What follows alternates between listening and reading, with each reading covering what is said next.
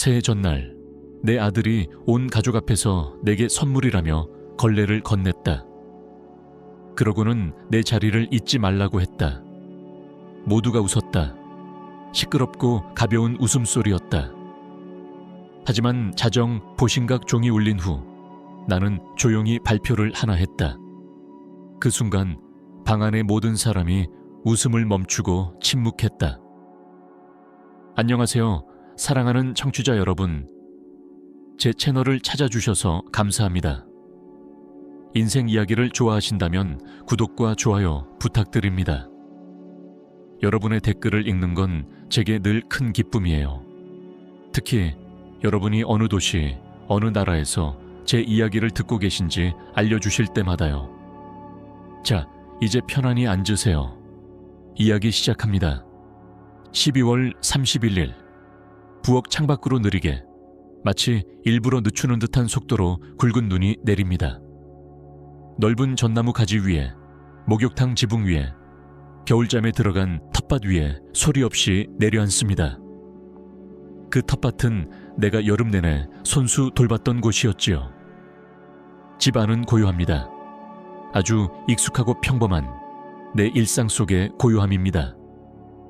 그 고요함은 따뜻하고 두텁게 밀려오며 발효 중인 반죽 냄새, 거실에 세워둔 나무의 소량기, 벽난로에서 피어오르는 영이 냄새가 어우러져 있습니다. 나는 혼자입니다. 올해로 82세. 평일의 고독은 내게 벌이 아니라 축복입니다. 이 고요함 속에서 나는 나 자신의 숨소리를 듣고 우리가 함께 지은 이 집이 어떻게 살아 숨 쉬는지를 느낍니다. 남편 태성 씨와 하나하나 벽돌을 쌓고 나무를 엮어 지은 이 집은 내 몸짓 하나에도 반응합니다. 마룻바닥이 삐걱거리며 인사를 건네고 벽난로는 배부른 고양이처럼 운궁거리며 대꾸하지요. 하지만 곧 이 고요함은 산산이 깨질 것입니다. 얇은 유리처럼. 대신 소란과 분주함이 몰려올 겁니다. 가족들이 오거든요. 내 아들 지훈과 그의 아내 미정, 손녀 소연이, 그리고 친척과 친구들까지 모두 16명이 옵니다. 나는 모두를 위해 음식을 준비합니다. 오븐 안에서는 사과를 채운 거위가 노릇하게 익어가고 있습니다. 베란다의 추운 바람 속에서는 커다란 양푼에 담긴 묵이 식고 있고요. 산더미 같은 오이 샐러드, 김으로 덮은 샐러드, 양배추와 감자소로 빚은 만두들이 수건 위에 가지런히 놓여 식고 있습니다. 거실엔 내가 소녀 시절 직접 수놓은 자수 식탁보를 펼쳐두었습니다. 바늘땀 하나하나 아직도 기억이 납니다. 때때로 이렇게 고요한 시간에 나는 내 삶이 두 개로 나뉘었다는 생각을 합니다. 하나는 평온하고 규칙적인 나만의 삶, 다른 하나는 그들을 위한 삶, 주말과 명절에만 존재하는 그들의 삶. 그건 그들의 큰 목소리와 요구로 가득 차 있습니다. 요구라기보다는 거의 명령처럼 들리기도 하지요. 이곳저곳에 흩어진 물건들, 내가 치워야 할 더러운 그릇들, 그들이 휴식이라 부르는 시간 동안 나는 일하고 월요일 새벽이 되어야 겨우 다시 평화를 되찾습니다. 일주일 전 우연히 며느리 미정의 전화통화를 엿듣게 되었습니다. 나는 장작을 가지러 외양간으로 나가려다 그녀가 현관에서 담배를 피우며 누군가와 전화하는 것을 들었습니다. 그녀는 크고 뻔뻔한 목소리로 말했죠. 어디겠어? 설날이니까 당연히 시골집이지. 노인네가 다 준비해놨어. 밥도 차려놨지. 거의 무료 호텔이야, 진짜. 게다가 음식도 집밥이잖아. 노인네. 그 말이 뼛속까지 파고들었습니다. 순자 엄마도 아니고 그냥 노인네.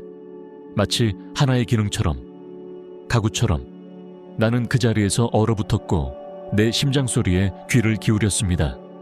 한 번, 두 번 규칙적으로 뛰었습니다. 나는 나가지 않았습니다. 아무 말도 하지 않았고 그냥 조용히 부엌으로 돌아왔습니다. 따뜻한 공간으로. 왜냐고요? 아무 의미가 없었으니까요. 내가 바꿀 수 있는 건 없었으니까요. 나는 아무 일도 없던 듯이 행동했습니다. 나 자신에게 이렇게 말했죠. 다 손녀 소연이를 위해서야. 오직 그 아이 하나만이 이 집에 들어서면 가장 먼저 나를 안고 그 다음에야 그녀가 사랑하는 사과나무에게 달려갑니다. 그리고 그들이 도착했습니다. 급정거하는 소리, 차 문 닫는 소리, 내 조용하고 따뜻했던 집 안으로 찬 공기와 함께 시끄러운 외부의 소음이 밀려들었습니다.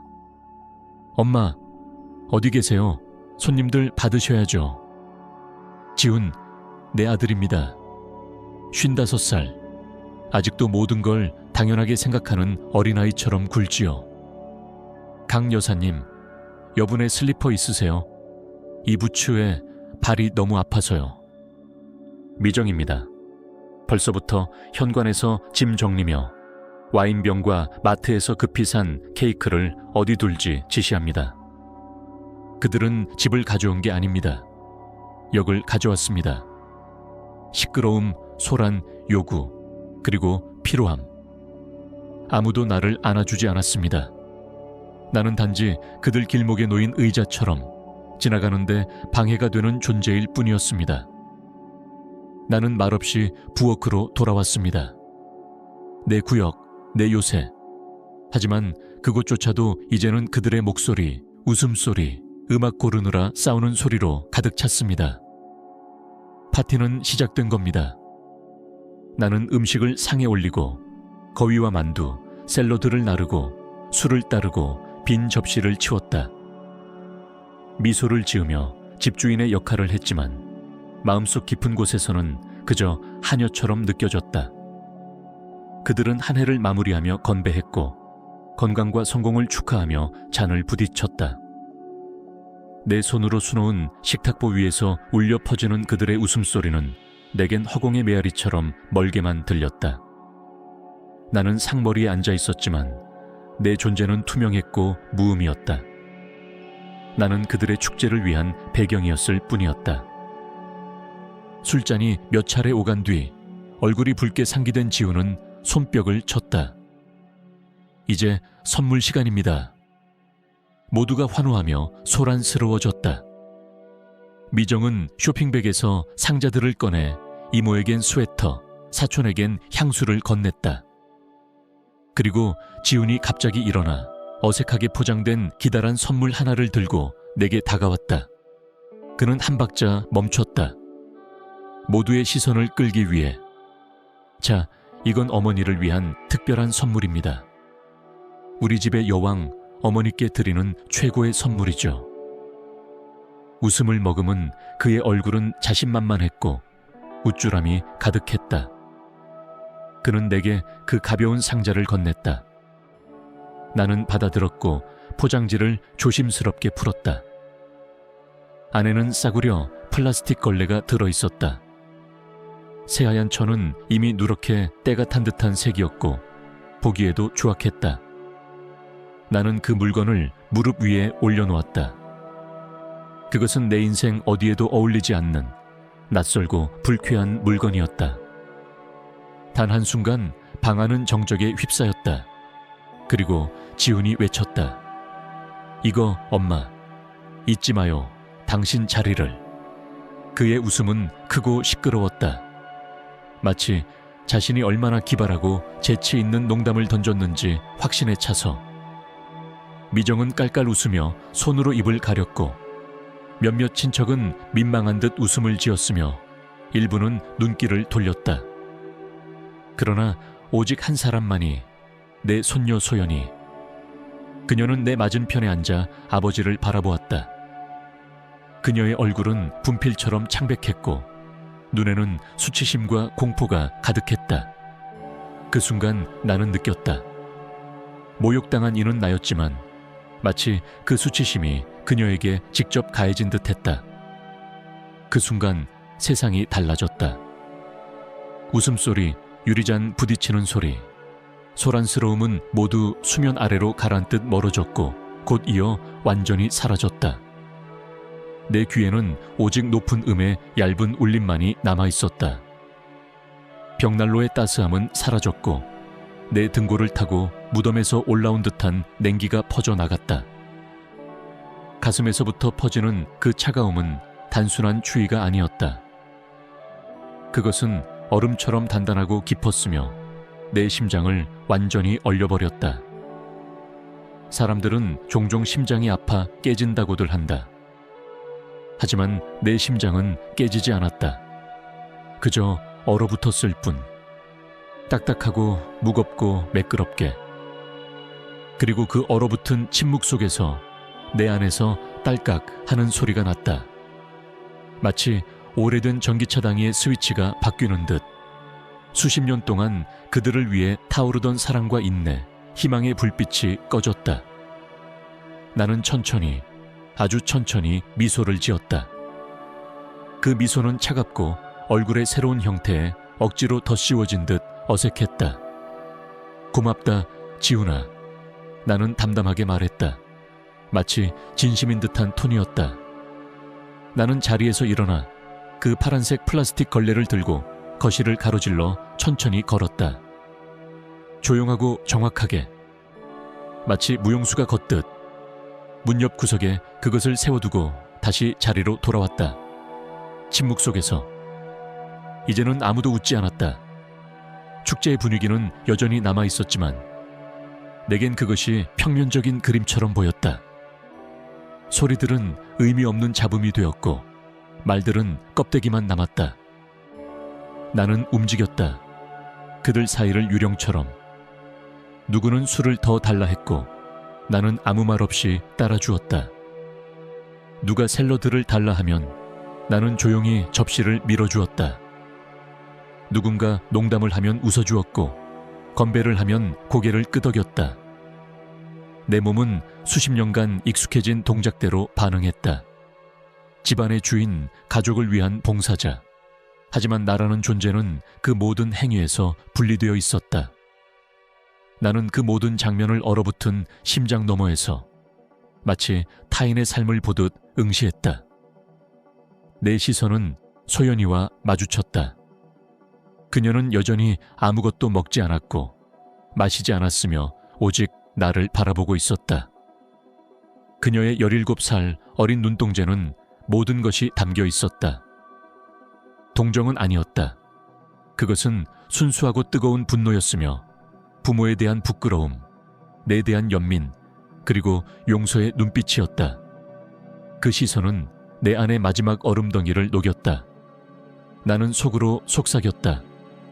고마워, 내 아이야. 넌 다 보았구나. 다 이해했구나. 벽에 걸린 뻐꾸기 시계가 울렸다. 오래된, 아직도 태성이 살아있던 시절의 시계였다. 밤 11시 30분. 손님들이 소란스럽게 대통령 연설 이야기를 꺼냈고 샴페인이 잘 식었는지 확인하기 시작했다. 나는 눈을 떼지 않고 길게 뻗은 초침을 바라봤다.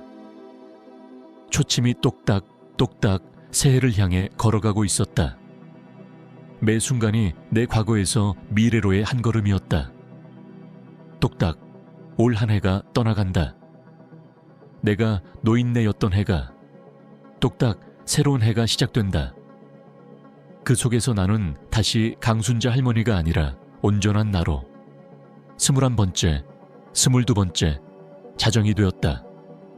텔레비전에서 종소리가 울리자 모두가 일어났다. 술잔을 들고 새해 복 많이 받으세요를 외쳤다. 환호성과 함께 전형적인 연말의 흥겨운 소란이 방 안을 가득 채웠다. 하지만 나는 그 자리에서 움직이지 않았다. 천천히 조용히 샴페인 잔을 들어올렸다. 손가락 끝에 차가운 유리가 닿았다. 첫 종, 둘째 종, 셋째 종. 나는 점점 등을 펴고 어깨를 세웠다. 10번째, 11번째, 12번째 종소리가 울릴 무렵 내 몸은 마치 군인의 자세처럼 단단하고 곧게 세워져 있었다. 모든 축하가 끝난 뒤 지훈은 여전히 흥에 겨운 표정으로 나를 바라보며 말했다. 자, 이제 우리 어머니의 건배사가 빠질 수 없죠. 우리 가문의 여왕님, 말씀 한마디 해주세요. 그는 웃으며 마치 내가 항상 하던 말처럼 따뜻하고 감상적인 덕담 한마디를 해줄 거라 기대했다. 그리고는 아무렇지 않게 다시 술자리를 이어갈 생각이었겠지. 나는 잔을 살짝 높이 들었다. 방 안은 다시 조용해졌다. 모두가 내 입을 주목했다. 16명의 시선이 내게 쏠렸다. 기다리셨죠? 새해 복 많이 받으세요. 내 목소리는 흔들림 없고 또렷하고 놀라울 정도로 단호했다. 방 안을 채우는데 부족함이 없는 강한 울림이었다. 저는 올해를 새로운 결심과 함께 시작하기로 했습니다. 나는 잠시 말을 멈췄다. 그 짧은 침묵이 방 안에 묵직하게 가라앉았다. 첫 번째 결심은 제 경제적인 건강을 지키는 것입니다. 지훈아, 나는 아들의 눈을 정면으로 바라보았다. 내가 매달 보내주던 돈, 오늘부로 그만둘 거야. 너희 둘이서 잘 해낼 수 있을 거라 믿는다. 지훈의 얼굴에서 웃음은 순식간에 사라졌다. 기묘하게 찌그러진 듯한 표정이 그 자리에 얼어붙었다. 그는 눈을 깜빡이며 마치 잘못 들은 듯한 얼굴이었다. 옆에 앉은 미정은 입을 벌린 채 할 말을 잃었고 얼굴이 하얗게 질렸다. 그녀는 뭔가 말하려 했지만 나는 말을 이어갔다. 두 번째 결심은 내게 과중한 짐이 된 것들을 덜어내는 거야. 이 집과 이 땅은 더 이상 내 나이에 감당하기 힘든 짐이 되었어. 그래서 최근 부동산 중개인과 얘기를 나눴지. 거짓이었다. 하지만 내 목소리는 흔들림이 없었고 그 거짓은 진실처럼 들렸다. 한 건설업체가 여기에 관심을 보였고 좋은 조건으로 이 땅을 사겠다고 했어. 나는 그 제안을 받아들이기로 결심했단다. 앞으로는 도시에 있는 작은 아파트로 이사할 거야. 병원도 가깝고 관리하기 편하니까. 나는 방안을 천천히 둘러보았다. 모두의 얼굴이 굳어 있었다. 불쾌한 정적이 방을 휘감았다. 그러니까 여러분은 구정 전까지 이 집에서 갖고 싶은 물건들을 정리해서 가져가길 바래. 딱 2주 줄게. 정적.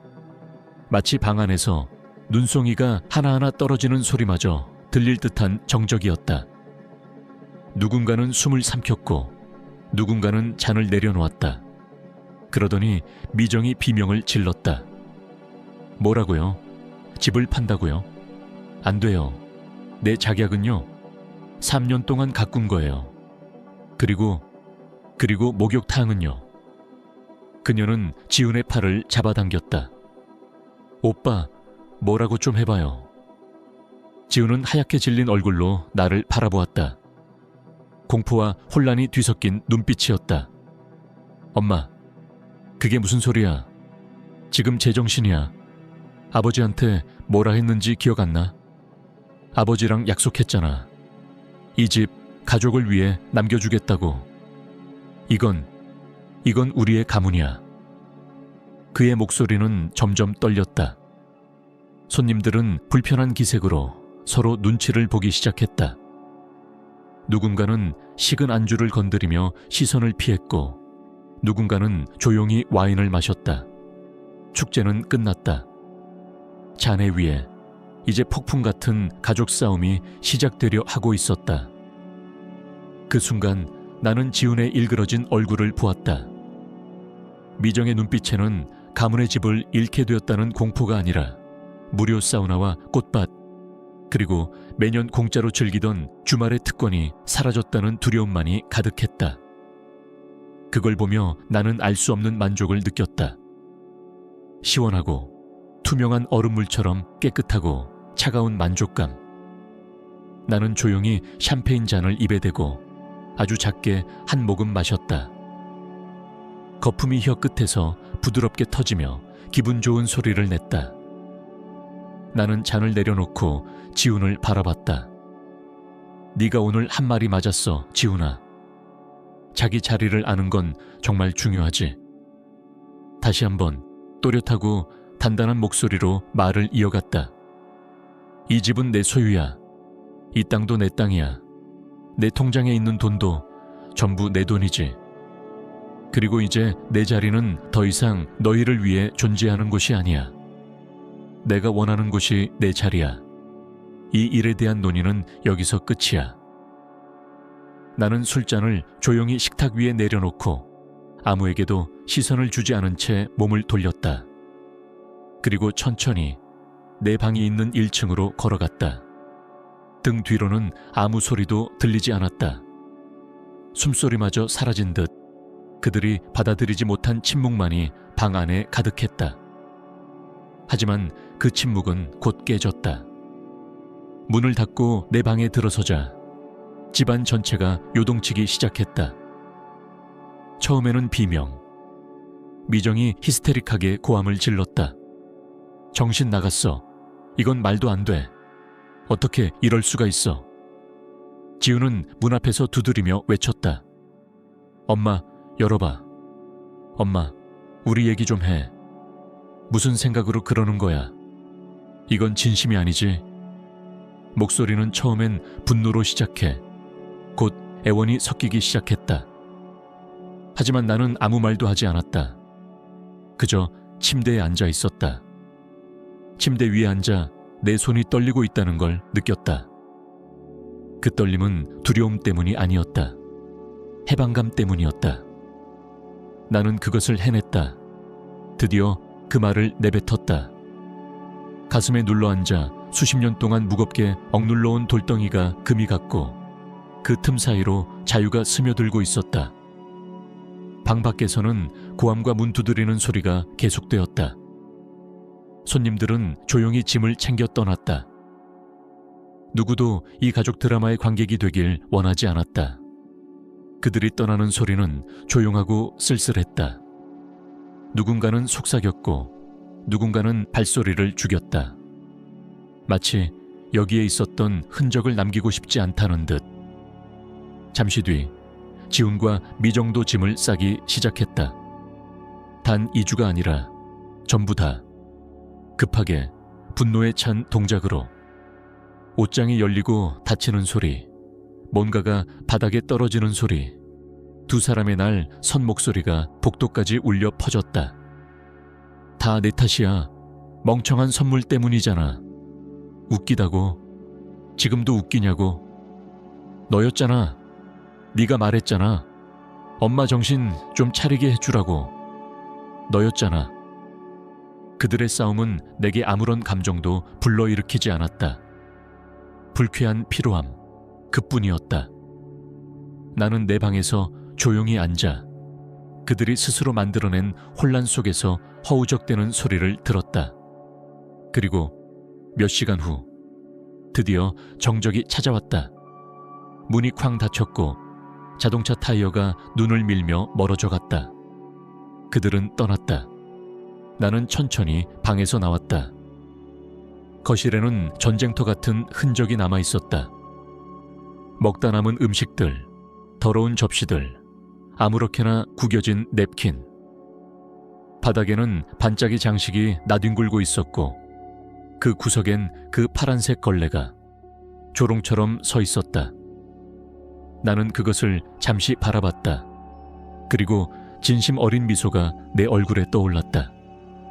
이날 저녁 처음으로 진짜 웃음을 지었다. 나는 아무것도 치우지 않았다. 그저 부엌으로 가 지난 차를 우리고 창가에 앉았다. 밖에서는 새해 첫날의 햇살이 막 비추고 있었다. 세상은 고요했고 맑고 숨을 쉬는 것 같았다. 이 날이야말로 진짜 나의 새해 첫날이었다. 다음 날부터의 하루하루는 고요했다. 그 익숙했던 나의 평일의 고요함. 하지만 이제는 그것이 달랐다. 예전의 고요함은 단지 소음이 없는 상태였지만 지금의 고요함은 의미로 가득 찬 해방된 침묵이었다. 이 조용함은 내 삶의 선택이 만들어낸 결과였고 그 안에 평온함과 주인의식이 담겨 있었다. 나는 알고 있었다. 지훈과 미정은 내 40만 원이 없어진 이후로 삶이 점점 무너지고 있을 거라는 것을. 그 돈이 그들 삶의 균형을 유지시키는 마지막 끈이었기에.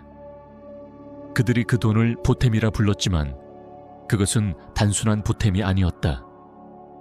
그들의 외제차 할부금, 여름 휴가, 미정의 신발과 지훈의 낚싯대까지 모두 그 40만 원이 책임지고 있었다. 이제 그 끈이 끊겼다. 그러나 내겐 그들이 어떻게 되든 중요하지 않았다. 나는 더 이상 그들의 기둥도 그림자도 아니었다. 오히려 암 덩어리를 도려낸 후에 상처 같았다. 아팠지만 살기 위해 필요한 절단이었다. 며칠 후 해질 무렵 낯선 자동차 소리가 들렸다. 나는 창밖을 바라보며 잠시 긴장했다. 하지만 이내 알아차렸다. 그 차는 그들의 고급 외제차가 아닌 오래된 국산차였다. 부드럽게 울리는 소리, 그리고 현관으로 올라오는 익숙한 걸음소리. 손녀 소연이었다. 혼자 작고 낡은 배낭을 메고. 할머니, 그녀가 말했다. 조금만 여기서 지내도 될까요? 그녀는 나를 껴안았다. 아주 꽉. 나는 그제야 내 안에 남아있던 마지막 얼음 조각이 녹아내리는 것을 느꼈다. 우리는 부엌에 함께 앉아 차를 마셨다. 그녀는 부모님 집은 이제 전쟁터가 되었다고 말했다. 매일 싸우고 서로를 원망하고 목소리를 높인다고. 차도 팔기로 했고 휴가도 취소됐다고. 아빠는 계속 말해요. 할머니가 우리 유산을 빼앗아갔다고. 이건 자기 몫이었는데 그걸 잃어버렸다고요. 소연은 말없이 찻잔을 바라보다가 조용히 속삭였다. 나는 그녀의 손을 잡고 말했다. 아니야, 소연아. 그건 원래 내 거였어. 나는 이제야 되찾은 거란다. 그날 이후 나는 진짜 변화를 시작했다. 더 이상 희생하지 않기로. 나는 직접 사람을 고용해 집을 손보고 오랜 친구 희자를 불러 함께 살기로 했다. 조용하고 따뜻한 삶, 서로를 존중하며 웃으며 살아가는 시간들. 나는 나를 위해 은빛 종을 하나 샀다. 작은 소리로 요청을 전하는 존중의 상징. 더 이상 파란 걸레 같은 모욕은 없다. 그 걸레는 첫날 벽난로에 태워버렸다. 여름이 왔다. 정원은 꽃으로 가득했고 소연은 이곳을 화폭에 담았다. 이제 이 집은 나의 공간이다. 내 결정이 살아 숨 쉬는 곳. 나는 다시 태어났다. 그 새해 밤 내 목소리를 되찾았던 순간부터